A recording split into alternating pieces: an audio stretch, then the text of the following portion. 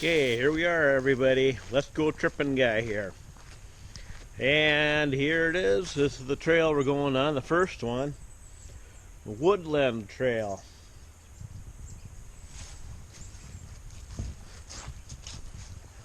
We are...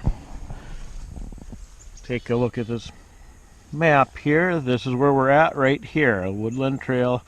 Going to go on that loop there.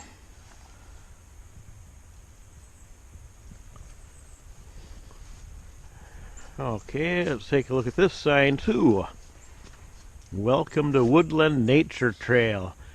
This trail will lead you on a half-mile loop through a diverse hardwood forest. It is shaded and cool in the summer and protected from cold winds in the winter.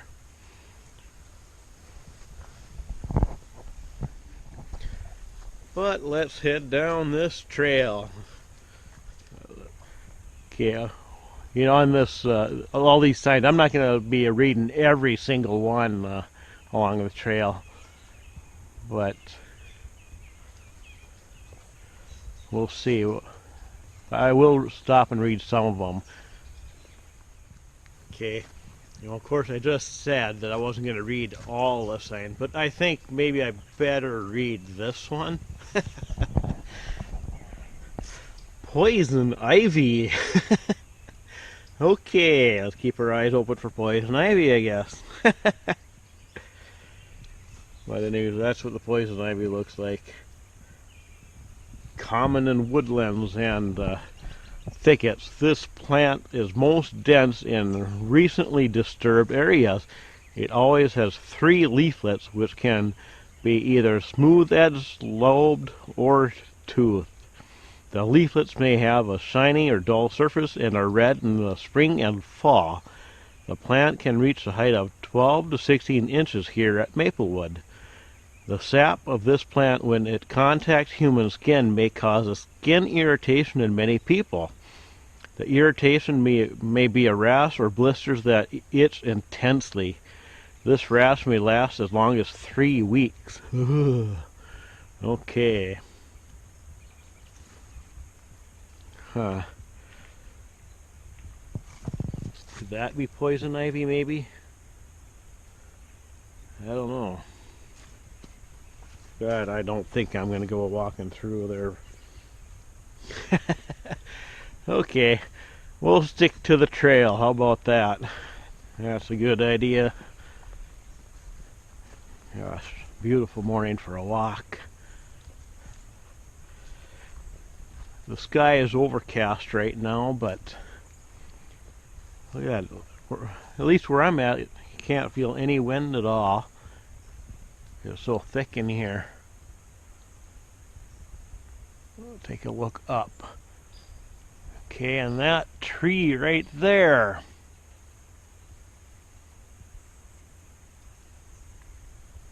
That is a red oak.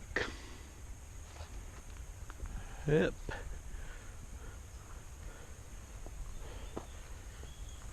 But let's head down the trail further. We're kind of at the top of a hill. I'm gonna take a look.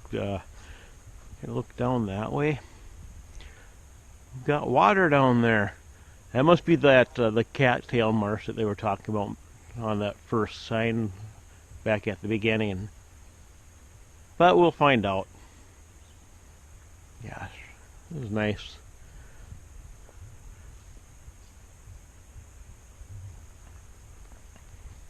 A little while ago I saw a pileated woodpecker, but I wasn't able to get it on camera. I tried.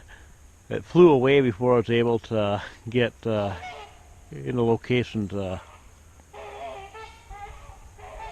Well, gosh, just had some swans fly over. Well, but that pileated woodpecker flew away before I was able to get in a location to be able to get a good look at it. It was back that way further, but let's head back down the trail again. Gosh, I am enjoying this walk down this trail a lot. Woodland Trail.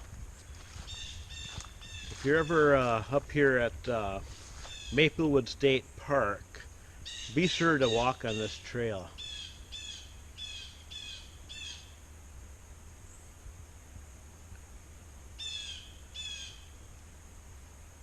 You're a bird. Wow. It's so quiet.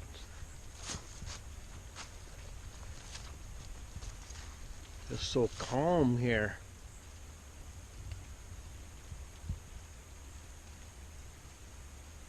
And so far I've seen no walkers from The Walking Dead at all. That's a good thing, you know. Unfortunately, I've not seen any Bigfoot either. Gotta keep my eyes peeled for those too, huh? As you never know. In case I do see one, I'm sure, regardless if I have a good camera, you know, the 1080p, odds are, if I got a Bigfoot on it, the footage would come out grainy anyways. That's how it seems to work, you know. But, you know, that's how it goes. I'll keep my eyes peeled for Bigfoot, too. I'm looking out for walkers and Bigfoot. I found this one. I gotta read this one for you. You can take a look at this tree. Called the basswood. That's the basswood right there. You can look at that as I read it. The large heart-shaped leaves are the easiest way to identify the basswood. The wood is soft and ideal for carving. The basswood sends up sprouts from its roots, and after it dies, a ring of such sprouts will form around the dead trunk. Its fragrant spring flowers are a favorite of the honeybee. A twine made from the inner bark of the basswood was an important item in Indian life. To make the twine, long pieces of bark were peeled from the tree and soaked in a lake for 2 weeks to a month. Then the soft inner bark was separated from the outer bark and twisted into a rope. So I kind of thought that was interesting about the basswood. Isn't that amazing? I'll take and go look up the basswood tree. Yep. Wow, that's really something. Have that basswood there, and you know the Indians used was able to use the bark and make rope out of it. You wonder, you know, when did they discover they could do that? You know, with that with this tree. You know, how did they find that out somehow? You know. Just amazing to take how they figured out they could take the bark and soak it in the lake for 2 weeks, a month, was it?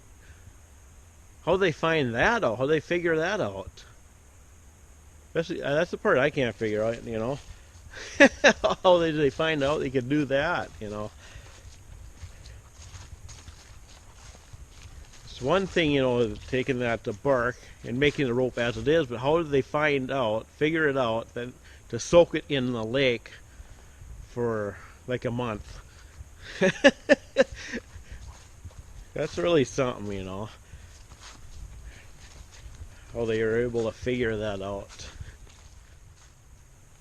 Alright, we have some flowers to look at. Let's take a closer look at it.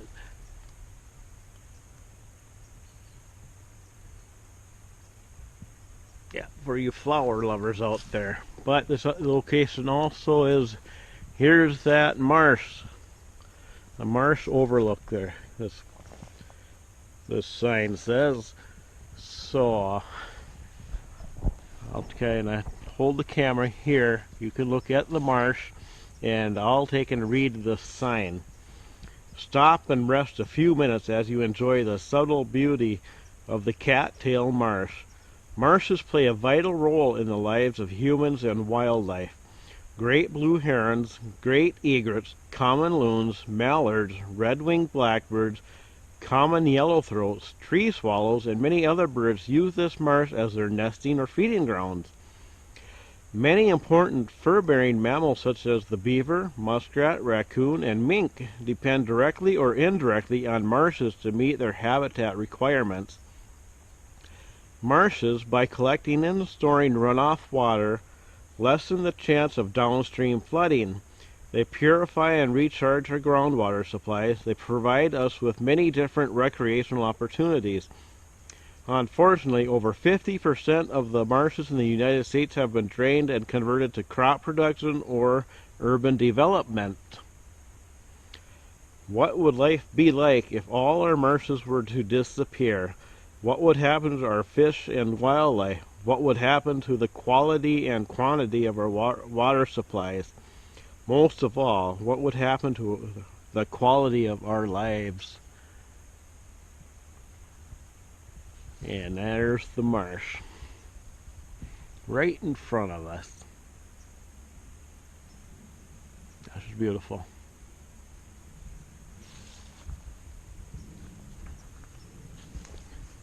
And let's continue down the trail.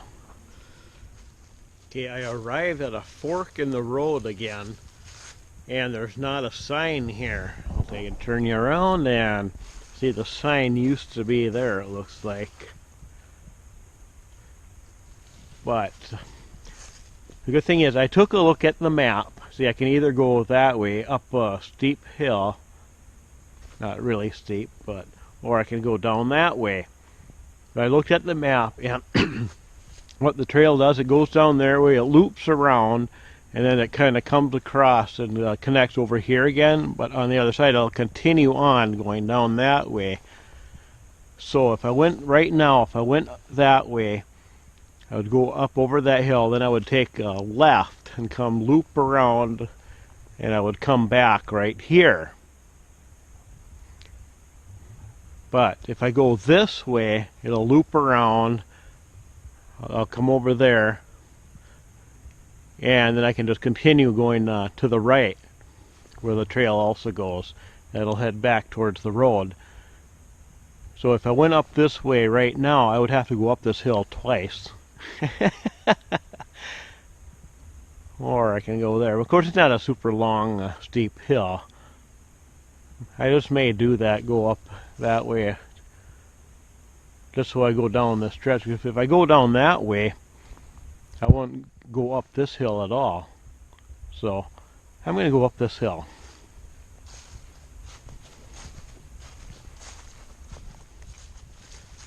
Okay, I've gone up and over the hill, and I'm just approaching to the trail here where I'm at the T. Okay, and they have a map here of the trail. Okay, yeah, that's where we started. Came down there, and that was where we just were at. Had the choice of going left or up the steep the hill over to here. And so right now that's where I'm at, and I'm gonna be going that direction, which would be going around this way, bring me back over to here, and I'm gonna go up over the steep hill again, and then be right back where we're at right now, and go that way back towards the parking area. I'll take a look at this sugar maple. What, they got maple trees here in Maplewood State Park? Gosh, so surprising.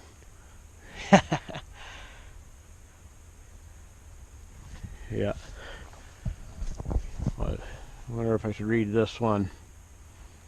Sure, I may as well. I'll read the. Since we're in Maplewood State Park, I will read about the sugar maple. Kind of looks pretty looking up that way, but those are all maple trees up that way, and I'm going to take and read. You can look at that. In traditional Indian life, the two most important vegetable foods were wild rice and maple sugar. A stand of the valued maple trees were divided into family territories called sugar bushes. The Ojibwe planned their seasonal travels around the sugar season, or, oh my lord, what word is that? Well, better let you. Zinizibakwind. Okay, I probably just slaughtered that word, but anyways. March to April is the sugar season, when warm days and freezing nights cause the tree's sap to flow. A tap is inserted in the tree to gather sap. Each tray may yield 5 gallons a day. Wow. The sap is boiled until thickened to form syrup. It takes approximately 40 gallons of sap to produce 1 gallon of syrup. Next time you pour syrup on your pancakes, think of where it comes from. Today, the sugar maple is used for fine furniture and firewood, as well as syrup production. Older maples provide home sites for forest wildlife. Here at Maplewood, the Maplewood is the star of the fall show of color, turning red, orange, and yellow. And as you can see, they're just starting to turn. They're still mostly green, kind of turned to the lighter green now, but the next phase is when they turn into their colors, their fall colors, and we're just on the verge of that. Probably within the next week or so, it's going to be absolutely phenomenal. But I'm here today, but I don't care. I'm going to enjoy this just as it is. And the good thing about being so slightly early is there's like hardly any people here. I got this whole trail myself. Just like I had that grass trail, enterprise trail in the previous video, all to myself. And I got this all to myself too. Yeah, you know, I'm really glad that I went up that hill over there. You know, earlier when I was at that fork in the road, because right now I'm going down a steep hill, and it's a long steep hill, and the one that I went up before was a short steep hill, so I'm glad that I came this way around. So because that's looking up that way, and we still got all the way down there to go yet. See, I'm only about halfway down right now. And right here I've already gone downhill further than I would have going uphill if I had gone the other way.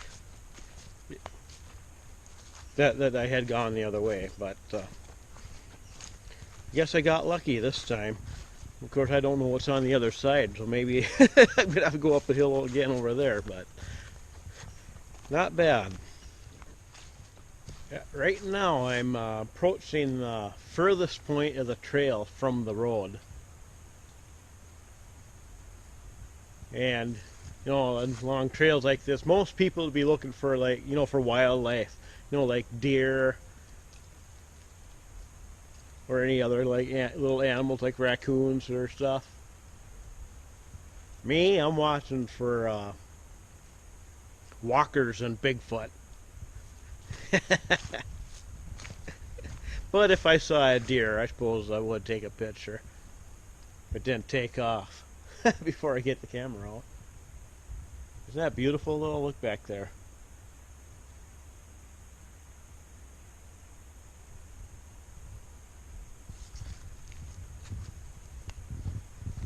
Take look that way.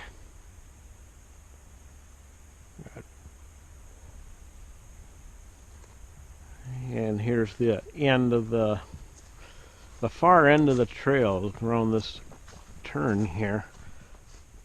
Looks like we got another marsh up here, or a lake or something. Yeah, there is a marsh there. You can kind of see it through the trees over there. But I'm not going to go off trail to get right on the shore of it. Let's look at it right from here. Even looks nice looking through the trees at it though too. Yep.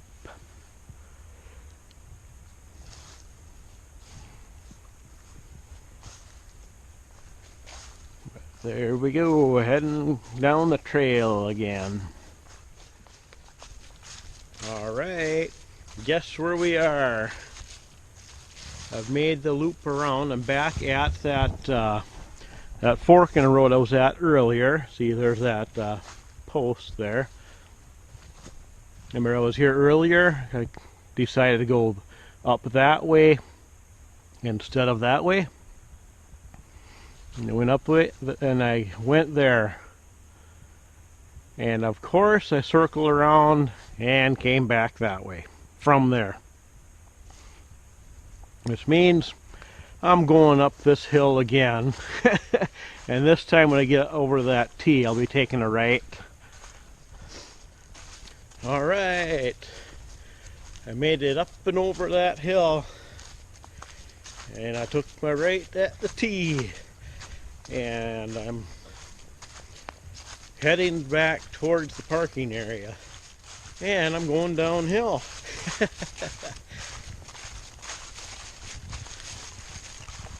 take a turning around just so you can look and see what it looks like from here. Isn't that beautiful? Gosh.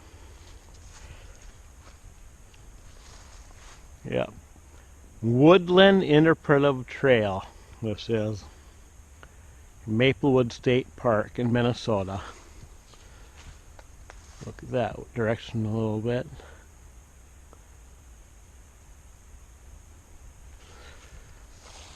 And let's look up that way up the hill.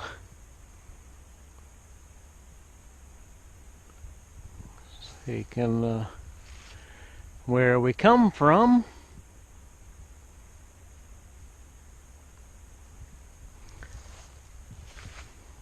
And I quit look that direction.